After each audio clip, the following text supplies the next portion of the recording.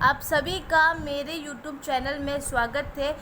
पिछली एक वीडियो में हमने पेडागोजी का जो सिविक्स नागरिक शास्त्र का जो पेपर है वो डिस्कस किया था। वीडियो लंबी होने के कारण आज की वीडियो में हम पेडागोजी ऑफ हिस्ट्री यानी इतिहास के शिक्षा शास्त्र का पेपर के डिस्कस करेंगे। ये जो पेपर है ये बीएड का पेपर है, यानी जो नॉर्मल 2 साल की जो बीएड होती है उसका पेपर है। लेकिन हमारी जो बीएड है और इनका जो पेडागोजी का पेपर है, दोनों का पेपर एक ही होता है। कुछ 1-2 सवाल अलग हो सकते हैं। तो चलिए पेपर को शुरू करते हैं। पेपर पैटर्न सबका वही रहता है। पहला इकाई है हमारी जिसमें है इतिहास शिक्षण की संकल्पना को स्पष्ट करते हुए इसकी आवश्यकताओं का वर्णन कीजिए। इतिहास शिक्षण यानी वही जो हम पेडागोजी का हमारा सब्जेक्ट है, वो संकल्पना मतलब कॉन्सेप्ट, यानी जो इतिहास के बारे में हम पढ़ते हैं, इतिहास शिक्षण क्या होता है, फिर इसकी आवश्यकता यानी हमारे जीवन में और शिक्षा के क्षेत्र में जो इतिहास है उसको पढ़ाने का क्या महत्व है। जैसे कि हम सब जानते हैं कि इतिहास हमारे अतीत की घटनाओं का वर्णन होता है और इतिहास के विभिन्न पहलुओं के अध्ययन करने से हमें हमारे अतीत के बारे में ध्यान रहता है और हम बच्चों को इसलिए पढ़ाते हैं ताकि बच्चे भी अपने अतीत के बारे में जान सकें। फिर अगला को सवाल है कि सहसंबंध से आप क्या समझते हैं। ये वाला सवाल सिविक्स का जो पेपर था हमने पिछली बार डिस्कस किया उसमें भी है।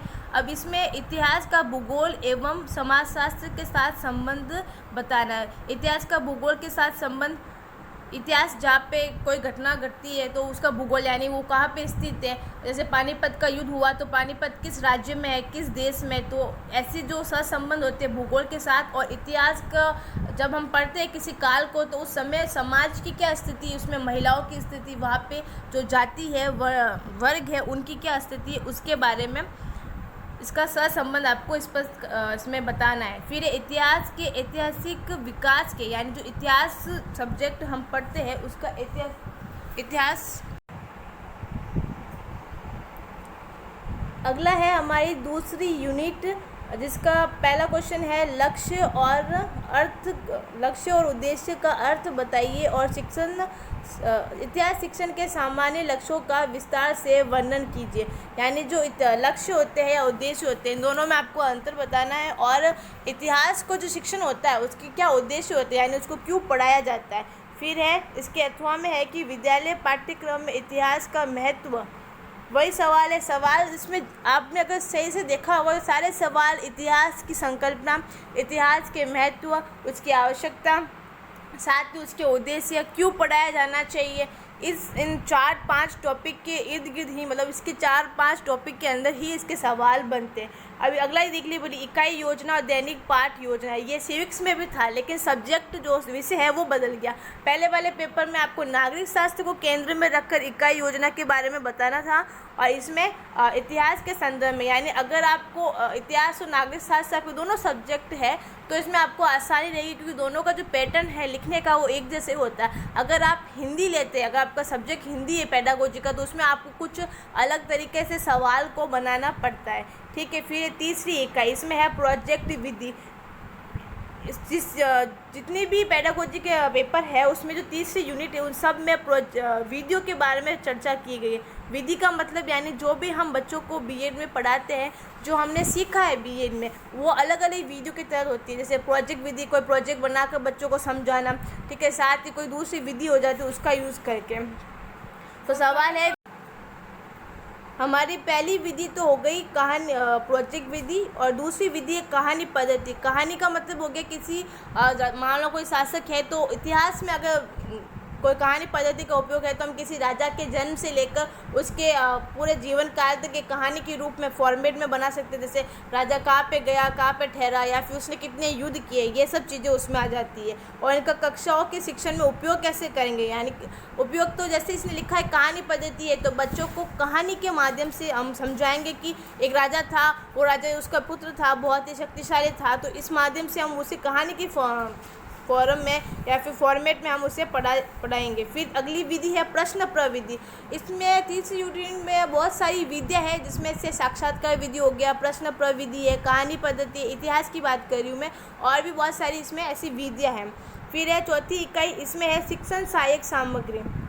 अगर आपने इंटर्नशिप दी होगी तो आपको पता है कि शिक्षण सहायक सामग्री क्या होती है। शिक्षण सहायक सामग्री यानी जो टॉपिक हम लेते हैं उससे जुड़े, ये किसी शासक की चित्र हो गया, किसी शासक का जो काम करने का तरीका हो गया, कोई मॉडल हो गया, वो हम सहायक सामग्री में आते हैं। यानी शिक्षण के अतिरिक्त, पढ़ाने के अतिरिक्त हम किसी सामग्री का उपयोग करते हैं तो शिक्षण सहायक सामग्री होती है। अब इसकी आवश्यकता क्यों, महत्व क्यों हो, तो इसके नाम में छिपा है कि सहायक होती है, इसलिए इसका महत्व अपने आप बढ़ जाता है। फिर टिप्पणी लिखनी है 2 में, विषय वस्तु विश्लेषण की अवधारणा यानी पेडागोजिकल एनालिसिस, यानी जो विषय वस्तु होती है उसको हम विश्लेषण की कैसे कर सकते हैं। फिर अगला है समूह गतिविधियों के लिए अवसर का महत्व। ये अथवा वाला थोड़ा हार्ड है, लेकिन अगर इसके ऊपर वाला देखेंगे तो सरल है। तो नॉर्मल जो अथवा में होते हैं उनमें से एक सरल होता ही है और दूसरा हार्ड तो होता ही है। फिर है 5वीं यूनिट, इसमें इतिहास शिक्षण में सतत एवं व्यापक मूल्यांकन। अगर आप सिविक्स और इतिहास के क्वेश्चन तुलना के रूप में लिखेंगे ना तो दोनों क्वेश्चन सेम टू सेम आए हैं, बस विषय का नाम बदल गया है और विषय के अंतर्गत उसके आधार पर, सब्जेक्ट के आधार पर हम कैसे लिख सकते हैं, उसका आंसर कैसे लिखेंगे, बस वो चेंज हुआ है। फिर इसमें उपलब्धि परीक्षण का महत्व अथवा में और इतिहास शिक्षण में नील पत्र निर्माण के सोपान। ये नील पत्र मैंने खुद अभी पढ़ा नहीं है, लेकिन दिखने में ये हार्ड है, लेकिन अगर इसको ऊपर वाला देखें तो ये बहुत ही सरल, जो 14 नंबर का है। तो ये था हमारा हिस्ट्री पेडागोजी का पेपर जो हमने आपके डिसाइड किया, आपके साथ डिस्कस किया है। एक सब्सक्राइबर का मेरे कमेंट था कि पीडीएफ कैसे मिल सकती है। अभी मैं आपको बता दूं कि पीडीएफ के लिए मेरे पास अभी मैंने कोई ऑप्शन बना के नहीं रखा है, लेकिन मैं आपको सुझाव दूंगी कि अगर आप इन सवालों को लिखते हैं और लिखकर उसके बारे में रोज़ पढ़ेंगे, आपको अगर मान लो आप सिलेबस ना पढ़ के ये सवाल भी पढ़ लेंगे, 2 साल के 3 साल के सवाल लिख कर एक जगह रखेंगे, तो जब भी आप बीएड का पेपर पढ़ेंगे तो सिर्फ इन सवालों को पहले देख लेना और उनके आंसर जो होते हैं वो लिखने की कोशिश करना या फिर याद करना, तो हमारा लगभग पेपर पूरा हो ही जाता है। क्योंकि 3 साल का अगर पेपर देख भी ले तो नॉर्मल है कि अगर मान लो ये पेपर भी आप देखते हो तो इस पेपर के 1-2 सवाल, जैसे सहसंबंध किसे कहते हैं या फिर कोई प्रविधि वापस पूछना, जैसे प्रश्न प्रविधि या 7 नंबर की है तो क्या पता अगले बार ये जो प्रश्न प्रविधि है वो 14 नंबर की हो जाए।